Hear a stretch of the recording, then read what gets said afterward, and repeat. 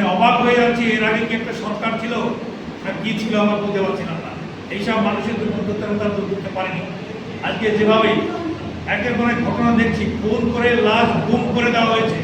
সিপিএমের 2019 সেই কেস আমি হাতে নিয়েছি। সিআইডি ভবানী ভবনকে দিয়ে ওই কেস আমি উদ্ধার করবো, বিধানসভায় কেস তুলব। মানুষের ন্যায় পাওয়ার জন্য জামালপুরের কণ্ঠস্বর হয়ে আমি থাকি। আমি কারো কাছে মাথা নত করবো না, এবং এই ধরনের কেস যেটাই আসবে তার অ্যাকশন করতে আমি পার্সোনালি যে ডিপার্টমেন্টে আমি যাবো।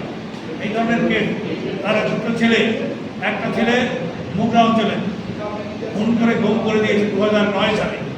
পুলিশের কাছে গেছে, পুলিশ বলছে তোমরা এখানে সই করো, ব্যাপারটা দেখছি। মানে ব্যাপারটা পুরো আপোষ করে দিয়েছি। ওরা পুলিশ জেনেও তখন চুপ করে গেছে। 2009 নেই, সেই 5 বছর পরে ইলেকশন হবে।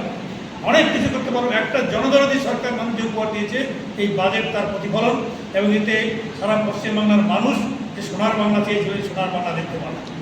কন্ট্রাকচুয়াল স্টাফেদের ক্ষেত্রে দেখলাম একদম দরাজ, বিশেষ করে পার্শ্ব শিক্ষকদের দীর্ঘদিন ধরে বঞ্চনার শিকার হয়ে যাচ্ছে। সেই জায়গা থেকে 5,000 টাকা বেতন বৃদ্ধি, কী বলবেন? পার্শ্ব শিক্ষক, আইসিডিএ কোন সেক্টরকে ছুঁয়ে যায়নি। দেখুন, শিক্ষকদের যে নতুন কর্মসংস্থানের যে ব্যবস্থা করবে, প্রত্যেকটা, যদি আমি এক কথায় বলে, প্রত্যেকটি সেক্টরকে টাচ করে গেছে একটা গভর্নমেন্ট। এরকম প্রতিকূল পরিস্থিতির মধ্যে দাঁড়িয়ে যেভাবে প্রত্যেকটি সেক্টরকে তিনি আমাদের মুখ্যমন্ত্রী উপহার দিয়েছেন, এটা নজিরবিহীন, এটা স্বাধীনতার পরে অভূতপূর্ব বাজেট। এই বাজেট নিয়ে বিরোধীরা পর্যন্ত সমর্থন করতে বাধ্য হচ্ছে। দাদা, শেষ একটা প্রশ্ন করি। এখন তো অধিবেশন চলছে, সেই জায়গা থেকে দাঁড়িয়ে জামালপুরের জন্য কী দাবি রাখবেন আপনি?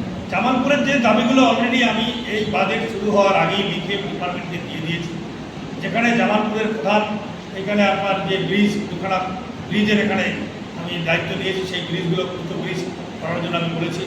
এবং এখানে যে রেল লাইনের সার্ভে করবে, রেল লাইনটার খবর দিচ্ছি। দুটো যে ওভারব্রিজ রয়েছে, রেলের ওভারব্রিজ রয়েছে নারদীর রোড, সেই রাস্তার জন্য অলরেডি তারা পরিকল্পনা করেছে, তার সেখানে কাজ শুরু হয়ে যাবে। এবার জামালপুরে একটা ইলেকট্রিক শাসনের দরকার। ফায়ার ব্রিগেডের ইন্সপেকশন হয়ে গেছে, জমি পুরো ফাইনাল করে জমি দিয়ে দিয়েছি সেখানে। আমরা এখানে ভিডিওর সাথে প্রথম বেশি অ্যাকশনে নেমে গেছি। তো জামালপুরও পশ্চিমবঙ্গের বাইরে নয়, জামালপুরও মানুষ উন্নয়নের যে ধাঁচটা এখানে এসে করবে, আর তার জন্য আমি বদ্ধপরিকর। বিশেষ করে বহু ইন্ডাস্ট্রিয়ালস আমার সাথে পার্সোনালি যোগাযোগ করছে, এবং আমি চাইছি যে হাইওয়ের যে এরিয়াগুলো আছে, ওই এরিয়াগুলোতে ইন্ডাস্ট্রিয়ালদের কাছে আবেদন করছে, আপনাদের মাধ্যমেও আবেদন করছি, তারা আসুন। জিরো টলারেন্স, কোনো দালালি, কোনো চার পয়সা কাউকে দেওয়া লাগবে না, দায়িত্ব নিয়ে বলছি। তাদের যত রকম সহযোগিতা করার করবো, তারা আমার এই জামালপুর ব্লক এবার ইন্ডাস্ট্রি করুক, সমস্ত রকম সহযোগিতা, এখানে মানুষের কর্মসংস্থান হোক। ইতিমধ্যেই আমার এই আবেদনকে বহু লোক যোগাযোগ করছে, এবং আপনারা আগামী দিন দেখবেন জামালপুর একটা ইন্ডাস্ট্রিয়াল হাব তৈরি হবে। Thank you.